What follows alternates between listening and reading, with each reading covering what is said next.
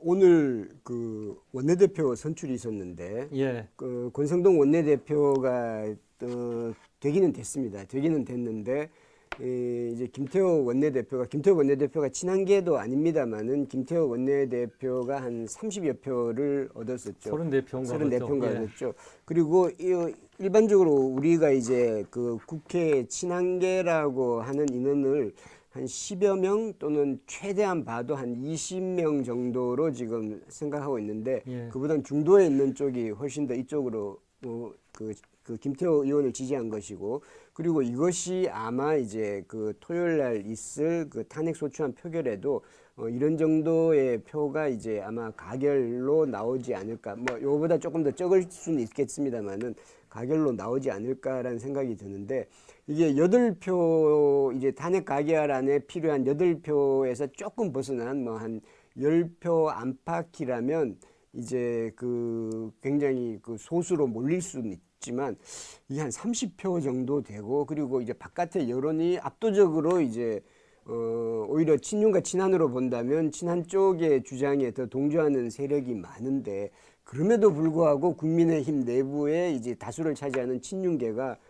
그런 식으로 자신의 이니셔티브를 활용해서 이렇게 압박하고 이 일반 대중의 여론과는 다소 동떨어진 그런 주장을 계속해서 고집할 수 있을까요? 저는 그렇게 갈 거라고 봅니다. 좀 망하는 길이라고 보긴 하는데 그렇게 갈 거다. 왜냐하면 2017년 이제 박근혜 대통령 탄핵을 했지 않습니까? 그때는 훨씬 더 많은 의원들이 한 30몇 표인가요? 40명의 그렇죠. 의원들이 탄핵에 찬성을 했었죠. 근데 그 뒤에 대선 후보로 선출된 사람은 누구냐면 탄핵에 반대했던 홍준표 대표가 그 당시 당 이름이 뭐였더라? 워낙 저희 국민의힘은 당 이름이 많이 바꿔갖고 새누리당에서 그 다음에 뭐 아무튼 있으네. 홍준표 의원이 대선 후보가 됐지 않습니까? 그렇죠. 그래서 2등을 했어요, 사실은. 그렇죠. 20몇 프로를 얻어갖고. 그러니까 탄핵에 반대했던 세력이 그 당시 진짜 박근혜 대통령 때는 수백만 명의 국민들이 사실은 광장에 나와서 촛불을 들고 박근혜 대통령 탄핵을 외쳤는데, 그랬는데도 불구하고 불과 몇 달 뒤에 치러진 대선에서 그 탄핵에 반대했던 그 그룹의 리더격인 홍준표 후보가 23%인가 20만 몇 프로 얻어갖고 2등을 했고, 안철수 후보, 오히려 탄핵에 찬성했던 안철수 후보는 3등을 했단 말이야. 그게 딱 지금 국민의힘 의원들은 생각하는 시나리오가 아닐까 하는 생각을 하는 거죠. 그렇게 되면은 야, 이거 한동훈 대표를 따라가는 게 나을지, 아니면 진짜 윤 대통령을 오히려 지지하면서 우리는 탄핵에 반대했다 하면서 지금도 탄핵에 반대하고 있는 15% 내지 20%의 어떤 지지층을 확 잡고 가는 게 나을지 고민을 하겠죠. 저는 장기적으로는 그게 망하는 건데 지금 국민의힘 의원들의 태도를 보면은 오히려 다수는 후자 쪽으로 갈 가능성이 높다고 봅니다. 2017년도 그때로부터 지금 또 7년이 지났는데요. 아마 이제 그때 당시에 이제 탄핵에 반대했던, 그리고 이제 탄핵에 반대했던 홍준표 후보를 지지했던 그 세력들은 일반 그 층은 시간이 흐를수록 점점 줄어드는 추세일 수밖에 없을 것 같은데요. 오늘 나온 여론조사를 한번 보면 리얼미터가 에너지경제신문 1회로 지난 11일, 그러니까 어제죠.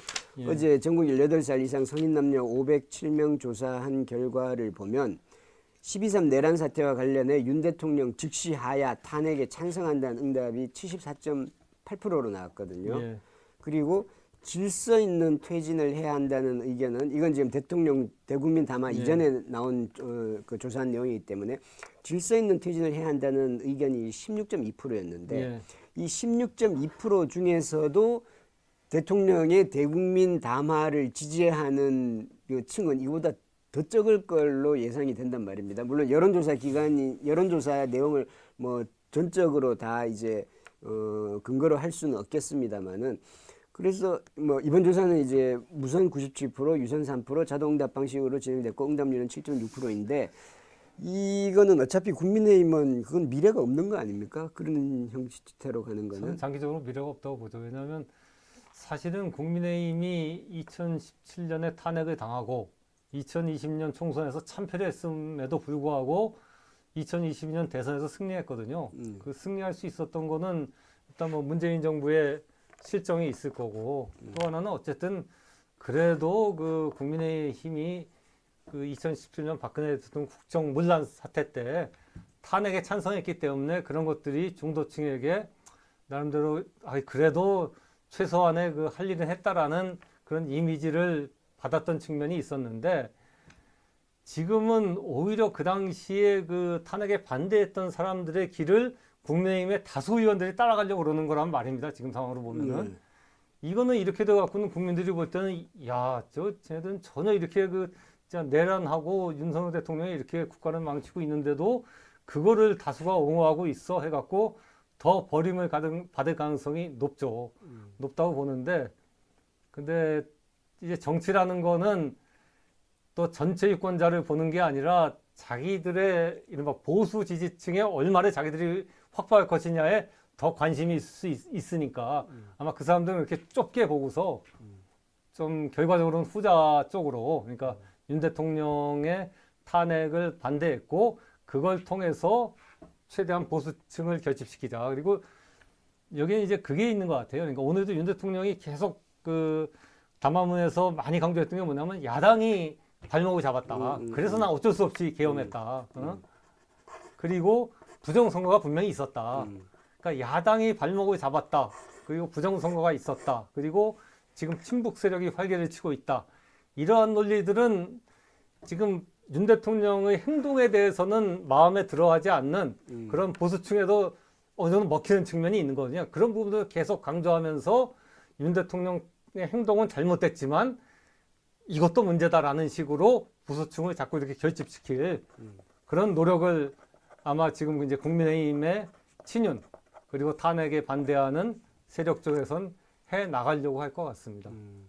그런데 이제 그 지역적으로 보자면 영남권에 있는 국민의힘 의원들은 친윤에 몸을 담고 그런 주장에 그 같은 행동을 해도 그것이 정치적으로 리스크가 좀 적을 것 같습니다. 그런데 그 외 나머지 지역들 그러니까 영남과 강남을 서울 강남을 제외한 나머지 수도권 지역에서는 친윤계 또는 거기에 이제 국민의힘의 저 지배적인 그 당론을 따르는 것이 개인의 정치적인 미래에도 아주 마이너스가 되지 않을까요? 예.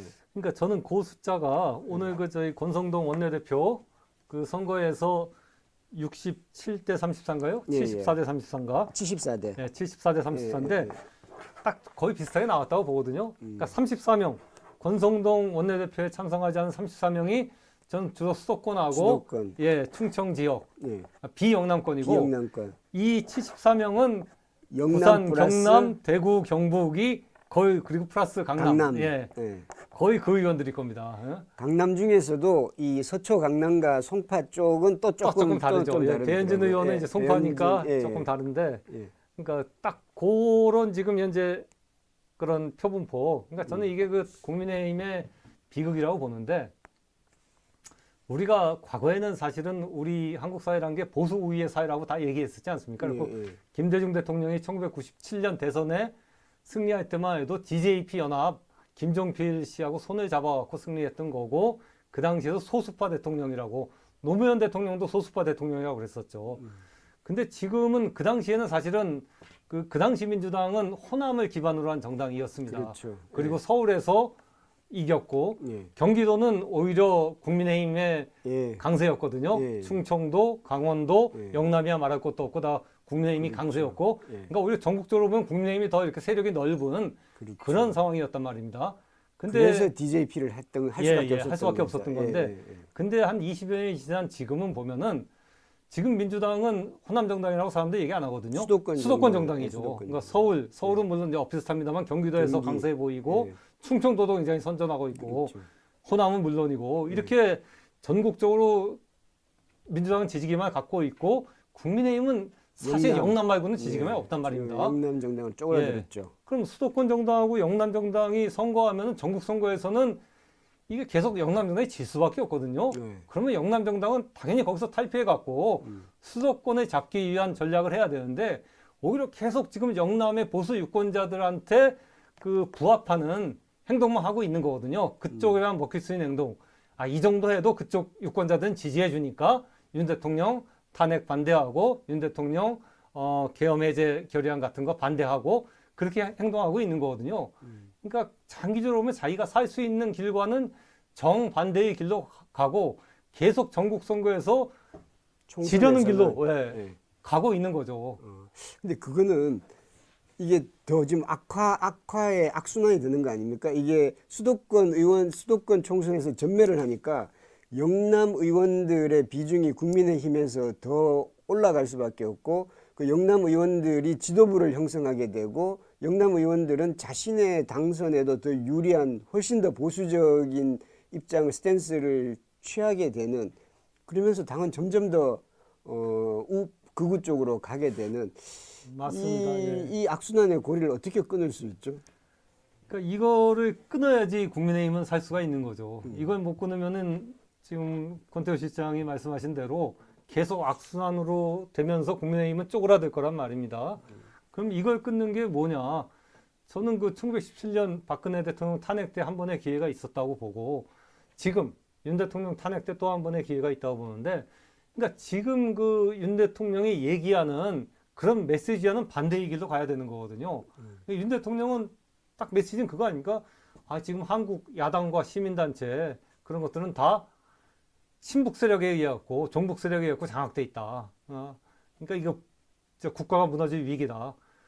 근데 지금 북한이 저렇게 망했는데 종북 세력이 뭐 얼마나 있겠어요. 그 믿는 사람이 수도권에는 적어도 영남의 보수층에서 어떨지 모릅니다. 수도권에서는 거의 없거든요.